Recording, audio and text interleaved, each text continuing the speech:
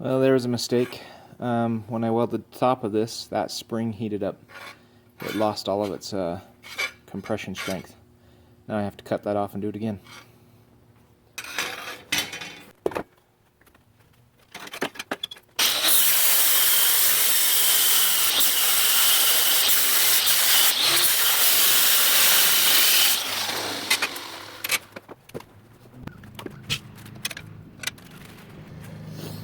I got a thicker spring this time, and I'm going to try to keep the spring cool with a wet rag.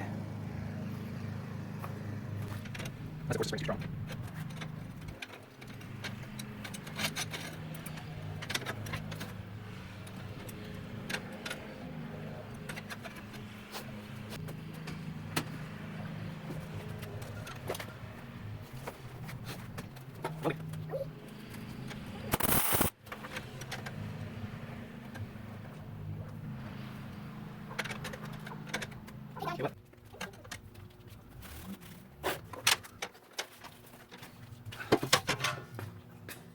I gave myself a little bit of room. I was going to cut the door a little tighter than this, but I decided I didn't want to deal with the hassle should I make it too tight.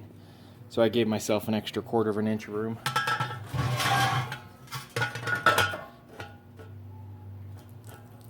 And it's still got plenty of lip to seal against.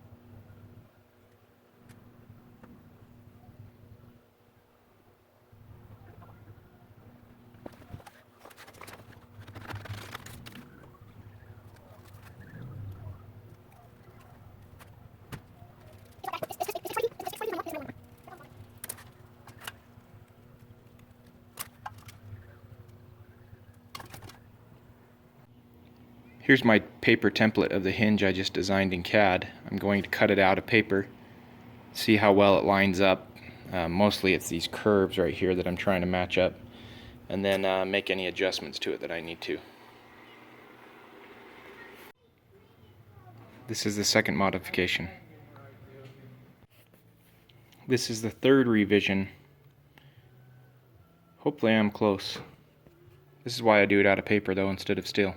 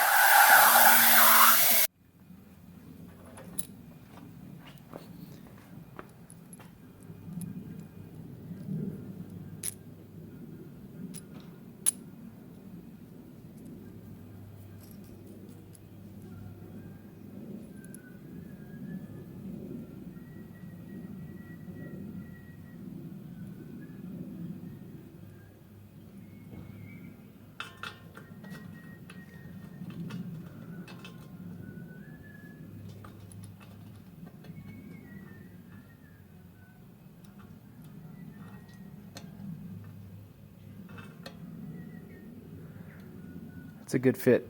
This was my third attempt that I did on paper. And first attempt out of metal, and it's a good fit. The hardest part of this is this curve right here. I don't really know what it is. I kind of have a template that I built to kind of match that curve, but it changes as you go from here to here. So this hinge doesn't fit nearly as well down here as it does up here, but once I get up here to this certain point, it fits fine. So the other one will be down here. Putting it eye level, so I'm going to tack it to the table.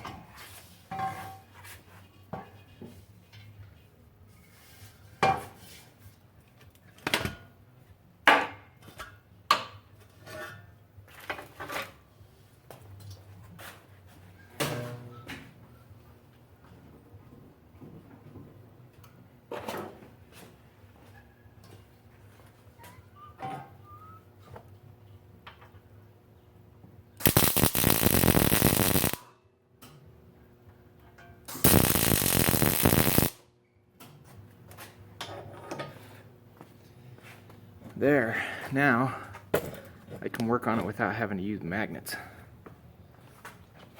And when I want to break it off, I just twist it up, grind the weld off.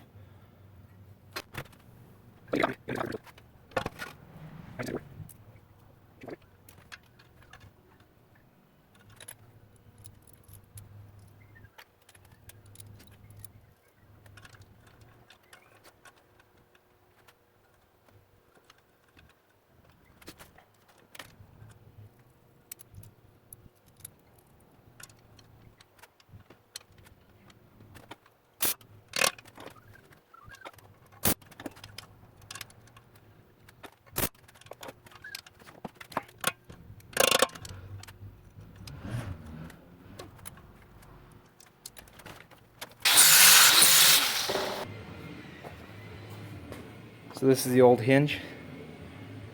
This is the new one. I just rounded this corner on the inside. I could have done that with an angle grinder, I just didn't want to.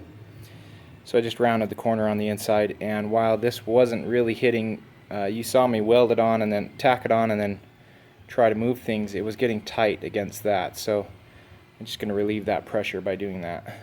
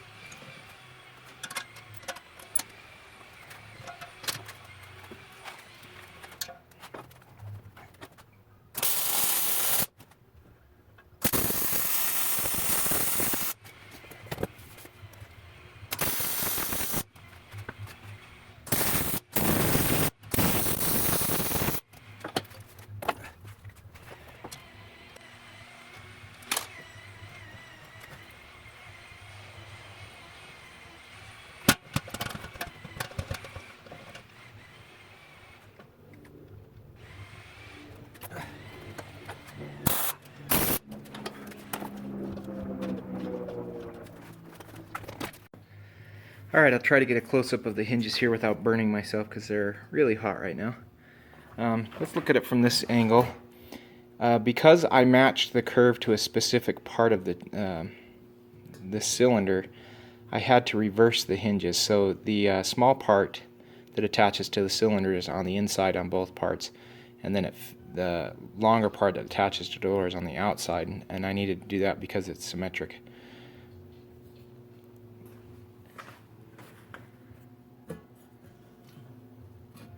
You can see why I cut that relief, because it was kind of hitting it just a little bit, but it was okay. But I just didn't want. If you're gonna put this much time into something, you might as well just make it work a little better, right?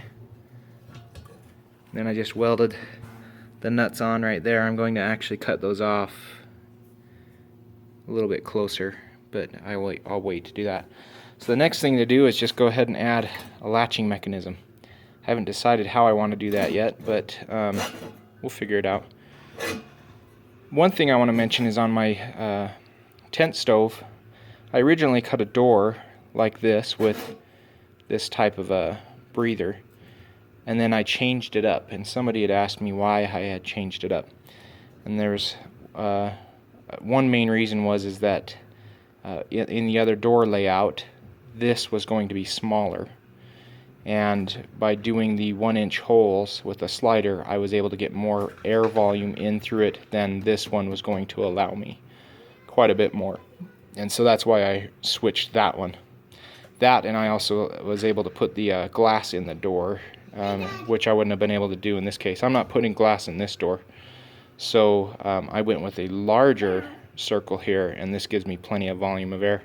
I actually built another one, design of a door like my other stove, but when I took those holes and compared them to the amount of volume of air that I'm getting through these, it was smaller, so that's why I went with this one. In case you're wondering, I got these springs at the local hardware store. This one actually kind of has a curve to it,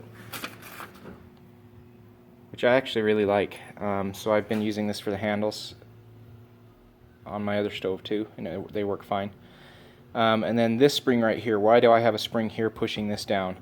Well, as this thing expands and contracts due to the heat, I didn't want this to bind. So that spring allows this, if this expands a little bit, to flex so it doesn't get too tight, or too loose for that matter. So it'll hold it where it needs to be. Otherwise, I'd get binding. I think I did it on my prototype stove, where I got some binding when I didn't do the spring, so I just did the spring. So I think the type of door latch that I'm going to do, and I could have planned this a little better, but I just kind of designed on the fly. I think I'll weld these probably at a 90-degree angle at each other, like this. And this will end up going down through here and attach to the handle here. And then I'm going to make it so it latches like this. This will be tight, this will be open. On the back side of this, I'm going to put a piece of steel, something like this, and then maybe build some weld so as you turn it, it acts like a cam. I'll probably just have to show you what I mean though. The one thing that I do have to do is probably cut this back just a little bit right here. I don't want to cut back very much, but I will have to cut a little bit.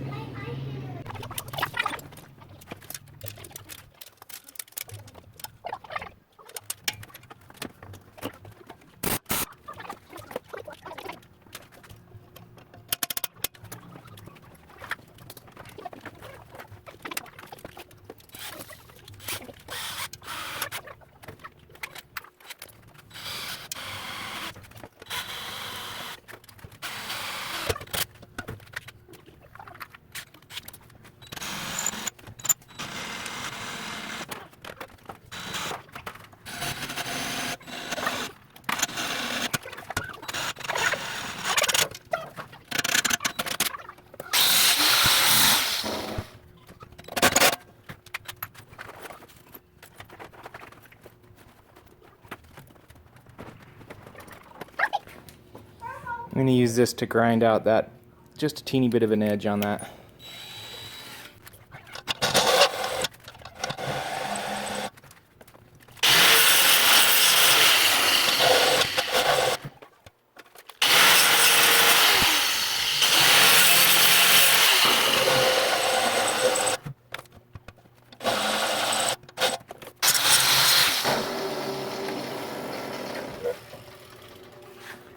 Okay, I didn't have to take off as much as that as I thought, at least so far.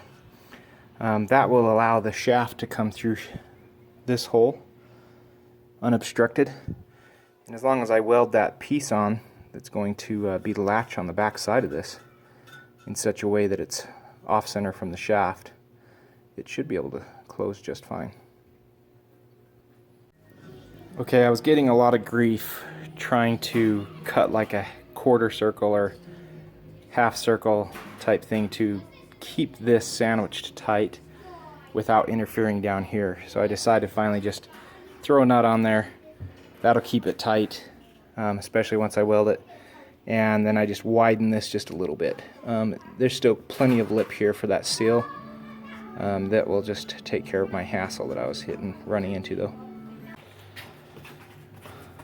Okay, here's the door. Let me show you a few things that I did. I put this bar stock over here to prevent this from going too far, because I did get it too far once and I couldn't get it back very easily because I have a cam on the other side, which I'll show you in a minute.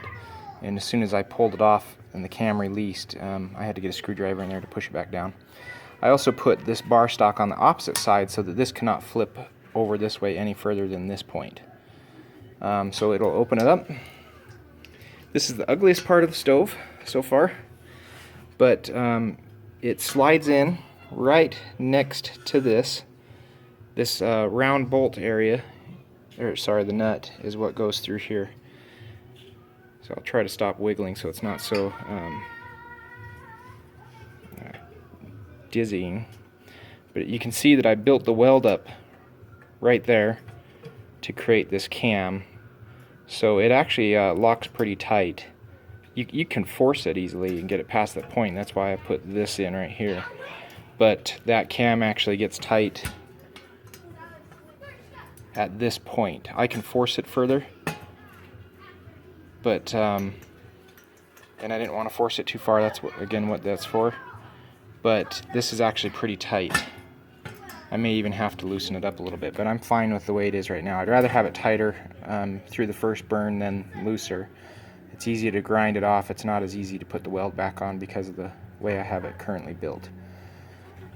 So we now have a closing door.